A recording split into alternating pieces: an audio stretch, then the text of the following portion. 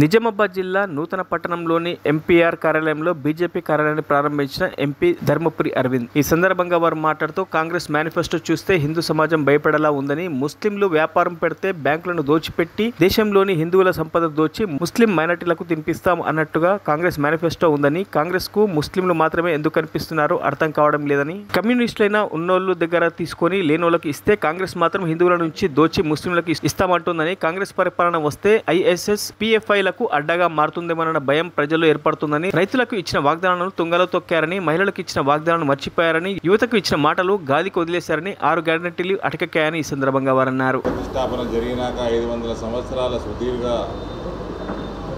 అయోధ్యలో స్థాపింపబడ్డాక మొట్టమొదటి హనుమాన్ జయంతి అంగరంగ వైభవంగా యావత్ భారతదేశం ఇవాళ ఒక పండుగ వాతావరణంగా చేసుకోవడం జరుగుతుంది. రానున్న కాలంలో కూడా నరేంద్ర మోడీ గారి పాలనలో రామరాజ్య స్థాపన దిశగా భారతదేశాన్ని మరింత బలంగా తీర్చిదిద్దేందుకు అందరి సహకారం కూడా మేము కోరుతా ఉన్నాము. ఈ మేనిఫెస్టోలో కొన్ని విషయాలు, అంశాలు ప్రస్తావనకు వస్తూ ఉన్నాయి. ఒక హిందువులని పూర్తి స్థాయిలో అన్ని రంగాలలో హెల్త్, ఎడ్యుకేషన్, ఎంప్లాయ్మెంట్,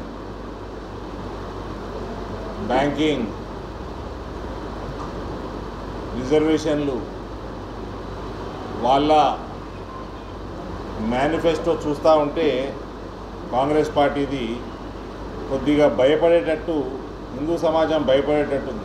ఇప్పుడు ఎన్నికల ప్రణాళిక Congress party we will encourage and assist students and youth belonging to the minorities to take full advantage of growing opportunities in education, employment, businesses, services, sports, arts and other things.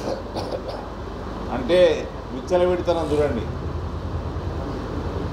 ముస్లింలకి పూర్తి advantage తీసుకునే విధంగా Congress party ఒకవేళ ప్రభుత్వంలోకి వస్తే పరిపాలన ఉంటుంది అని విచ్చలవిడితనం. మరిన్ని అప్డేట్స్ కోసం మా ఛానల్ని సబ్స్క్రైబ్ చేయండి.